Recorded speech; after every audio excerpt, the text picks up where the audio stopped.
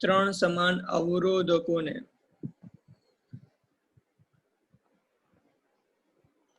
એક ઉદ્ગમ સાથે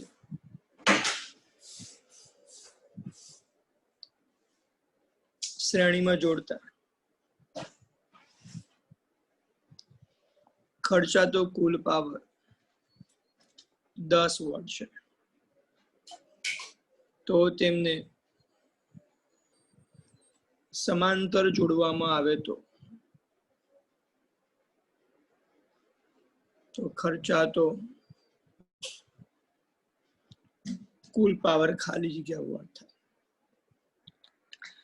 તો આપણને ત્રણ અવરોધો આપ્યા છે. ત્રણ અવરોધોને આપણે કેવા જોડે છે? શ્રેણીમાં. ત્રણે સમાન છે.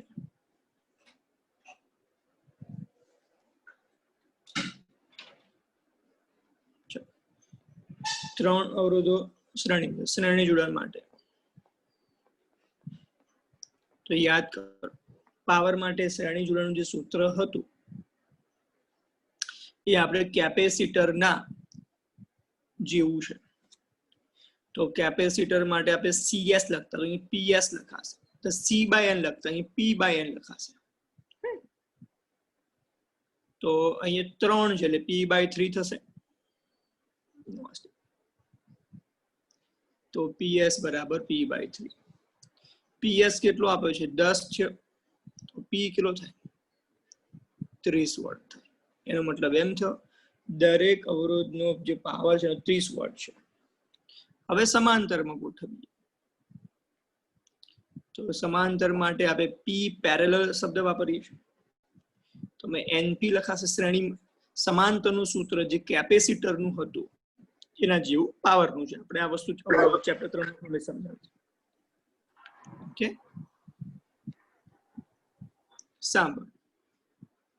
તો N કેટલા છે આપણી પાસે? 3. P કેટલા છે આપણી પાસે? 30 આયા. એ ટોટલ કેટલા થશે? 90 વોટ થશે. આવો આપણે MCQ માં બી પૂછેલો હતો ચેપ્ટર 3 માં. રાઈટ? ચલો, આવડશે બધાને?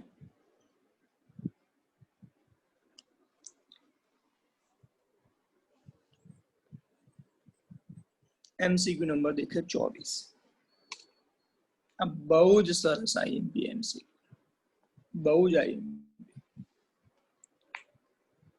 એક વાહકમાંથી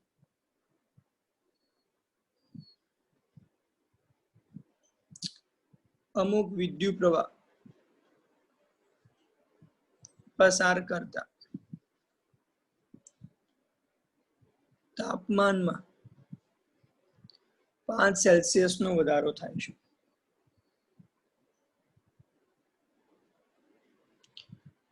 જો આ વિદ્યુત પ્રવાહ બમણો કરવામાં આવે તો તાપમાનમાં થતો વધારો ખાલી જગ્યા. હવે યાદ, એકચ્યુઅલી તાપમાન અને પ્રવાહ વચ્ચેનો સંબંધ છે ને I² ના સમપ્રમાણમાં છે. પણ એ કેવી રીતે સૂત્ર આવે છે પણ તમને સમજાવું. તો અમે તમને સૂત્ર લખી આપ્યું છે, W બરાબર JH. ક્યાં છે? આ જૂલ ઉષ્મા અને કેલરી, જૂલ અને કેલરી વચ્ચેનો સંબંધ, જેને આપણે જૂલનો અચળાંક કહેતા અથવા યાંત્રિક તુલ્યાંક કહેતા. રાઈટ? હવે આ W ની જગ્યાએ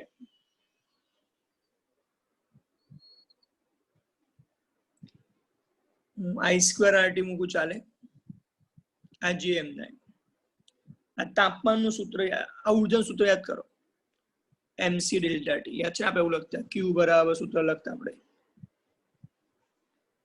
MC ઇન્ટુ ડેલ્ટા T. યાદ આવ્યું? ડેલ્ટા Q બરાબર, આ ડેલ્ટા Q ની જગ્યાએ હું લખું છું H. MC into delta T. Right? તો R તો અચળ છે, TP અચળ છે, જૂલ અચળાંક અચળ છે, દળ પણ અચળ હોય, C એટલે વિશિષ્ટ ઉષ્મા પણ અચળ, I² ચલે શું થશે? ડેલ્ટા T થશે. એટલે ડેલ્ટા T ચલે I². આપણું મેન સૂત્ર.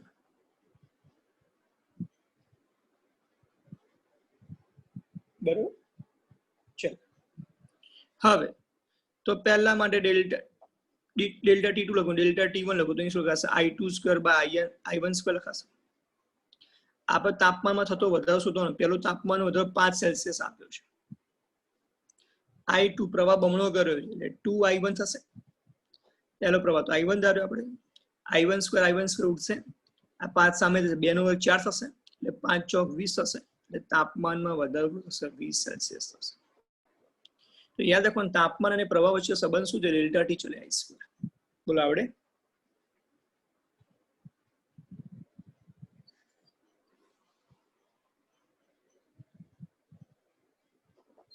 તૈયાર? નવો ક્વેશ્ચન. ડિસ્ચાર્જ ટ્યુબનો અવરોધ ખાલી જગ્યા પર.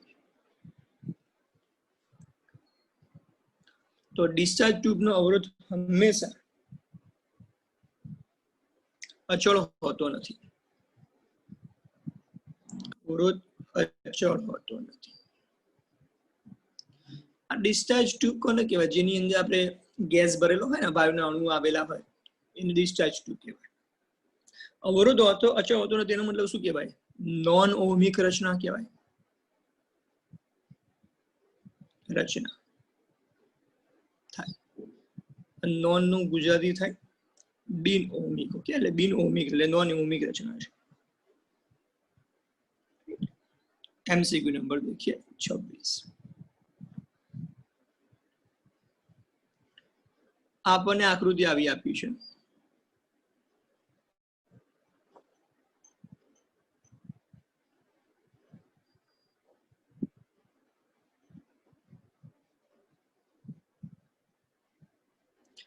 ચાર 4.8 વોલ્ટ 3, 6 અને 6 છે. તો બેટરીમાંથી પસાર થતો પ્રવાહ देखो त्रिकोण खरो पण देखो ત્રણના મૂલ્યો સમાન નથી. જો સમાન હોય તો મેં સૂત્ર લખેલું 2r/3. તો અહીંથી આ પ્રવાહ આવે તો બે જગ્યાએ પ્રવાહ વહેંચાય. માન લો કે અહીંયા I1 ગયો ને અહીંયા I2 ગયો. આમાંથી તો I1 અહીંયા આવશે ને. તેનો મતલબ 6 અને 6 બંનેમાં પ્રવાહ સરખો જાય. એ શ્રેણીમાં થયા. એની સાથે 3 સમાંતર થાય. એટલે 6 અને 6 12 થયા. 12 સાથે 3 સમાંતરમાં. તો સમતુલ અવરોધ શું લખાય? 12 × 3 નીચે 12 + 3 લખાય. એટલે 36 ભાગ્યા શું થશે? 15. હવે પ્રવાહ શોધવો છે. તો I બરાબર શું થશે? ઓહમનો નિયમ V/R થશે. કેમ કે R બરાબર શું થશે? V/I હતું. તો I શું થાય? V/R થાય. V કેટલા છે? 4.8. R કેટલા? 36 ભાગ્યા 15. 15 ઉપર થશે. આનું સાદુરૂપ આપો. કેટલો જવાબ આવશે?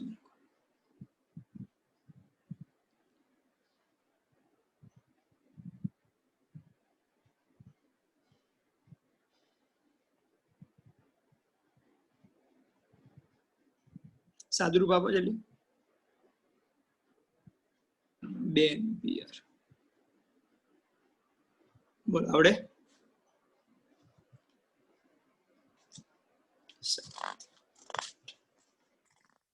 હવે આગળ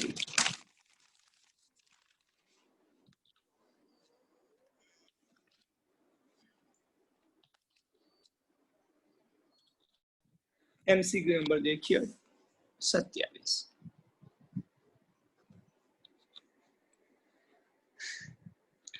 एक मीटर ब्रिज में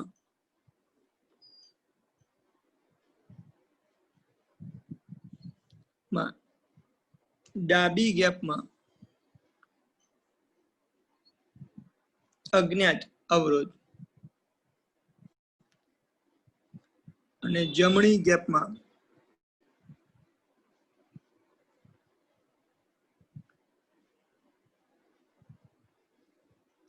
એક ઓમ અવરોધ રાખતા તટસ્થ બિંદુ તારના ડાબા છેડાથી 20 સેન્ટીમીટર અંતરે મળે છે. તો અજ્ઞાત અવરોધ ખાલી જગ્યા. ઓકે, તો ચલો ડાબી ગેપમાં અજ્ઞાત અવરોધ છે, જમણી ગેપમાં કેટલો છે 1 ઓહ્મનો અવરોધ છે. તટસ્થ બિંદુ તારના ડાબા છેડાથી કેટલા અંતરે છે 20 સેન્ટીમીટર રહેશે. ઓકે, તો સૂત્ર યાદ કરો R/S = L1/L2 મીટર બ્રિજ માટે. R આપણે ડાબી બાજુ જોડ્યો તો ડાબી બાજુની ગેપમાં કેટલો અવરોધ છે અજ્ઞાત છે એટલે R એમને નાખો. જમણી બાજુની ગેપમાં કેટલો અવરોધ છે 1 ઓહ્મ. L1 તટસ્થ બિંદુ ડાબી બાજુથી કેટલા અંતરે મળે છે 20 સેન્ટીમીટર. તો L2 80 થાય કે મીટર બ્રિજની તારની લંબાઈ 1 મીટર હતી. 1 મીટર એટલે 100 સેન્ટીમીટર. 100 માંથી 20 જાય એટલે 80 વધશે. તો R કેટલો છે કે 0 0 કટ 2/8 કરો એટલે 0.25 ઓહ્મ આવે. બોલો આવડે બધાને? MCQ number 28.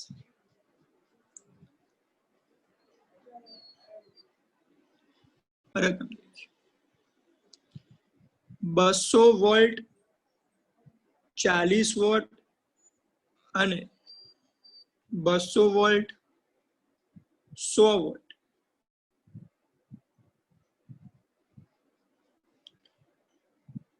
પાવર રેટિંગ ધરાવતા બે બલ્બ માટે આ ઓપ્શન લખો. બંનેનો અવરોધ સમાન હશે. નંબર 2, પહેલા બલ્બનો અવરોધ વધારે હશે. નંબર C, બીજા બલ્બનો અવરોધ વધારે હશે. નંબર D, 200 વોલ્ટ લાગુ પાડતા તેમાંથી વહેતો પ્રવાહ સમાન હશે. આ 4 ઓપ્શનમાંથી નક્કી કરવાનું છે. ઓકે, હવે યાદ કરીએ. પાવરનું સૂત્ર P = V²/R હતું એટલે P ચલે 1/R થાય. તો આવું કેમ લખ્યું? તો દેખો બંને 200 વોલ્ટ ને 40 વોલ્ટ, 200 વોલ્ટ અને 100 વોલ્ટ છે બરાબર. અને આપણે વોલ્ટેજ સમાન લાગુ પાડીએ તો P ચલે 1/R થાય. તો એના પરથી આપણે લખી શકીએ R ચલે 1/P થાય. એટલે જેનો પાવર વધારે હશે એનો અવરોધ કેવો હશે? ઓછો હશે. તો આની અંદર 240 છે, 100 છે, તો 100 વોટનો પાવર વધારે છે તો એનો અવરોધ ઓછો હશે. 40 વોટનો પાવર ઓછો છે તો એનો અવરોધ વધારે હશે. એનો મતલબ એમ થયો કે બીજા બલ્બનો અવરોધ ઓછો અને પહેલા બલ્બનો અવરોધ કેવો છે? વધારે.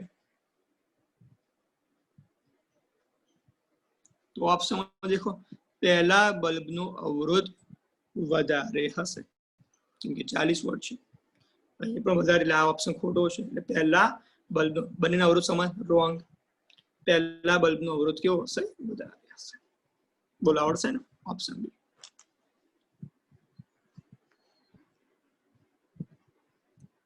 તૈયાર ને?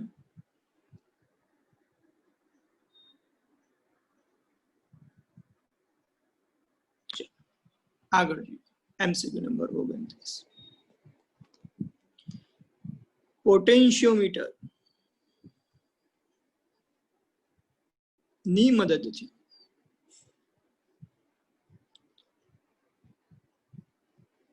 વિદ્યુત સ્થિતિમાનનો તફાવત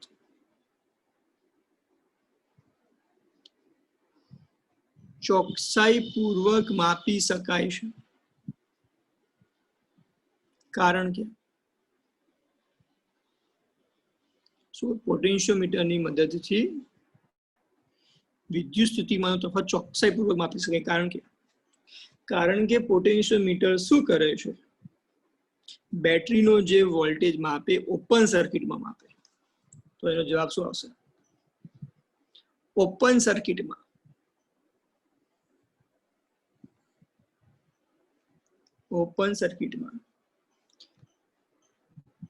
વિદ્યુત સ્થિતિમાનનો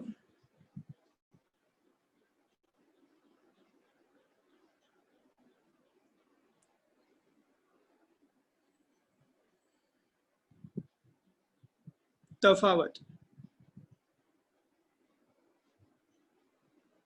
માપે છે. આવડે? આ ઓપન સર્કિટ. અને જે વોલ્ટમીટર પૂછ્યું હોય તો એ શું ક્લોઝ સર્કિટમાં વિદ્યુત સ્થિતિમાનનો તફાવત માપે. વોલ્ટમીટર પૂછ્યું હોય તો. एमसीक्यू नंबर देखो 30. आकृतिમાં દર્શાવેલ ए અને बी વચ્ચેનો સમતુલ્ય અવરોધ ખાલી જગ્યા થાય. હું આકૃતિ દોરું.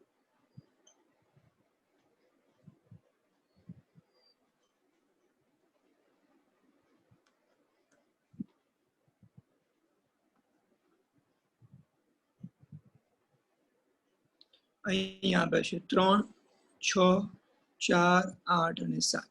એ અને બી વચ્ચેનો શોધવો છે. શોધો. આ 3 ભાગ્યા 6 કરે 1/2 થાય. 4 ભાગ્યા 8 કરે તો 1/2 થાય. એટલે ડાબી બાજુનો જમણી બાજુનો ગુણોત્તર સમાન થયો. એટલે વિસ્ટમ બ્રિજ થયો. આપણે યાદ છે વિસ્ટમ બ્રિજમાં જો ગુણોત્તર સમાન થાય તો વચ્ચેના અવરોધને આપણે શું કહેતા? અવગણતા હતા. અવગણી તો આ બંને શ્રેણીમાં આવશે. સાંભળો, આ બંને શ્રેણીમાં એટલે 4 ને 3 7 થાય. અહીંયા 6 ને 8 14 થાય. અને ઉપર નીચે બંને કેવા આવશે? સમાંતરમાં. તો શું લખશો? 7 ગુણ્યા 14 નીચે 7 પ્લસ 14. તો અહીંયા 7 ગુણ્યા 14 14 પ્લસ 7 21 થાય.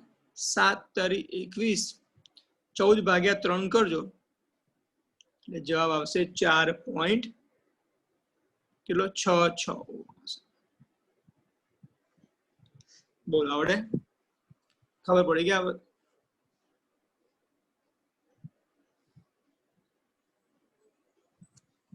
એમસીક્યુ નંબર બધાને ક્લિયર થઈ ગયો ને? ડાઉટ તો બોલજો.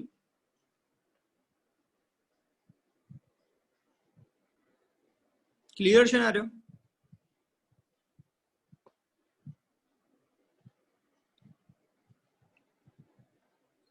12 વોલ્ટ ઈએમએફ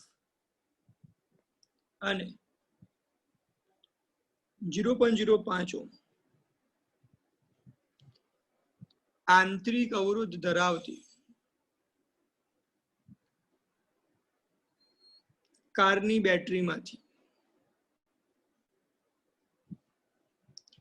60 એમ્પિયર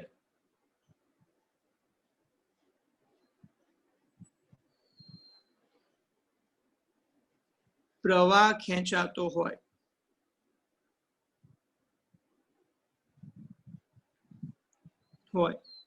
તો તેનો ટર્મિનલ વોલ્ટેજ ખાલી જગ્યા વોલ્ટ થાય. V બરાબર એપ્સિલોન માઇનસ IR થાય. ટર્મિનલ વોલ્ટેજનું સૂત્ર હતું. EMF 12 વોલ્ટ, I 60 એમ્પિયર, અવરોધ 0.05. તો 12 માઇનસ 60 ગુણ્યા 0.05 કરો એટલે 3 આવશે. એટલે થશે 9 વોલ્ટ. આવડે?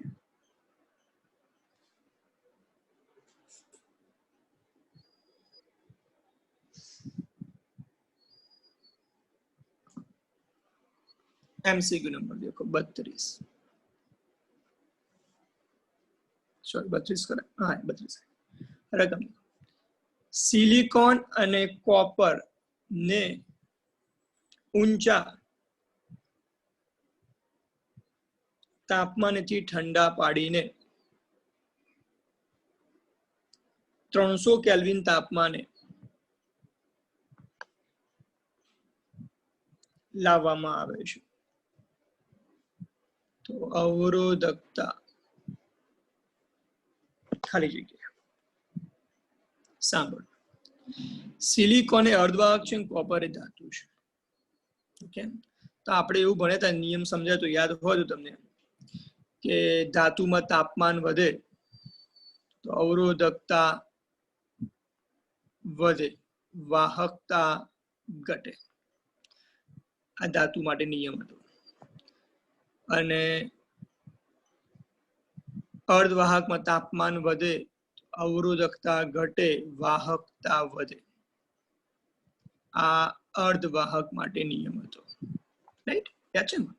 હવે સિલિકોન કોપર ઊંચા તાપમાને ઠંડા પાડીને 300 કેલ્વિન તાપમાને લાવવામાં આવે છે. ઊંચા તાપમાનેથી ઠંડા પાડીને 300 કેલ્વિન તાપમાન, તો એનું શું તાપમાન ઘટ્યું. તો અર્ધવાહક માટે તાપમાન ઘટે તો શું થાય? તો અર્ધવાહક માટે તાપમાન ઘટે તો અવરોધકતા વધશે અને વાહકતા ઘટશે, ઊંધું. અને કોપર માટે શું થશે? તાપમાન ઘટશે તો અવરોધકતા ઘટશે, વાહકતા વધશે. તો કોપર માટે અવરોધકતા શું થશે? ઘટશે. અને સિલિકોન માટે અવરોધકતા શું થશે? વધશે. બોલો આવડે?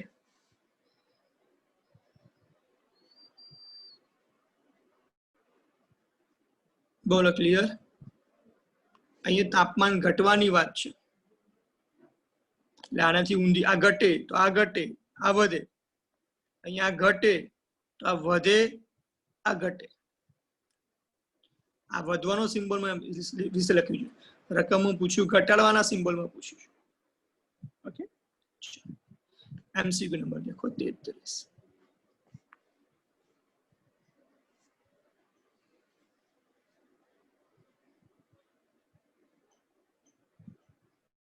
રકમ 25 વોટ, 220 વોલ્ટ અને 100 વોટ, 220 વોટ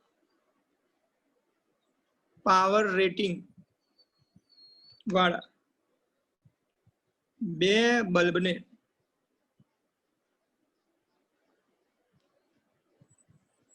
શ્રેણી જોડાણમાં જોડી 440 વોલ્ટ નું સપ્લાય આપવામાં આવે તો ખાલી જગ્યા. સાંભળો, તો આપણે પ્રથમ બલ્બ વિશે લખીએ. તો પ્રથમ બલ્બનો પાવર છે 25 વોટ અને એનો વોલ્ટેજ છે 220 વોટ. તો એનો અવરોધ શું થાય? તો P બરાબર સૂત્ર ભણે V²/R, P1 V1 R. તો R1 બરાબર V1²/P1 થાય, એટલે 220 નો વર્ગ ભાગ્યા 25 થાય. આનું સાદું બાબત કેટલો આવશે મને કહો? આનો સાદું બાબત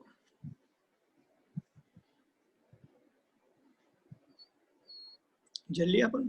220 નો વર્ગ 1936. હવે બીજા બલ્બ માટે ચલો, એનો પાવર કેટલો આપ્યો છે? 100 વોટ.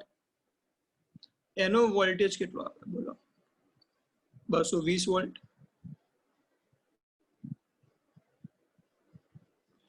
તો એનો અવરોધ શું થાય? ડાયરેક્ટ આ સૂત્ર લખી દો, R2 V2²/P2 220 નો વર્ગ ભાગ્યા 100. 22 નો વર્ગ 484 થશે.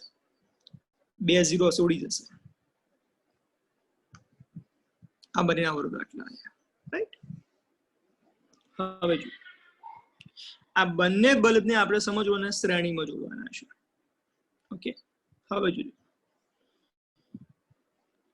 રકમ લખી, બંને બલ્બને શ્રેણીમાં જોડી 440 વોલ્ટનો સપ્લાય આપતા. આ પહેલો બલ્બ, બીજો બલ્બ.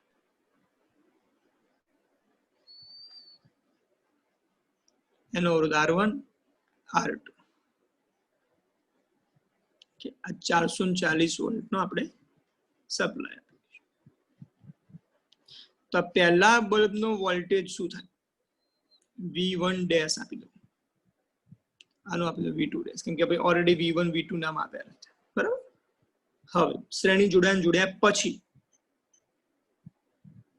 Right, okay. તો આપણે પહેલા શોધવું શું પડે? આમાંથી પસાર થતો પ્રવાહ. તો પ્રવાહ કેટલો થાય આમાંથી? કુલ પ્રવાહ, સૂત્ર V અપોન કુલ અવરોધ એટલે બંનેનો શ્રેણી જોડાણનો, R1 પ્લસ R2. I બરાબર V અપોન કુલ અવરોધ શ્રેણીનો R1 પ્લસ R2. તો હવે તમને પૂછે V1 ડેશ કેટલા થાય? તો લખું V1 ડેશ. તો આમાંથી પ્રવાહ પસાર અને એનો અવરોધ V બરાબર સૂત્ર IR. તો પ્રવાહ પસાર થશે I, એનો અવરોધ R1 છે, તો I ઇન્ટુ R1. પણ I કેટલા છે આપણી પાસે? V upon R1 plus R2 into R1. V કેટલા હતા આપણી પાસે? 440. R1 કેટલા? 1936. આ 484. R1 કેટલા છે? 1936. તો 1936 પ્લસ 484 કરો, કેટલા આવે મને? આ બેનો સરવાળો કરો પેલા.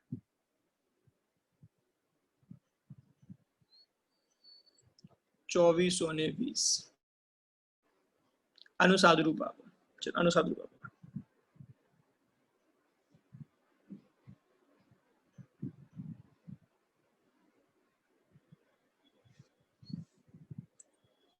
કેટલું આનું સાદું? 352.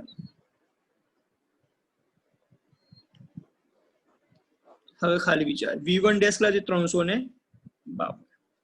ઓકે. તો R1 વખતે વોલ્ટેજ હતો કેટલો? 220 હતો. શ્રેણી જોડ્યા થયા પછી થઈ ગયો કેટલો?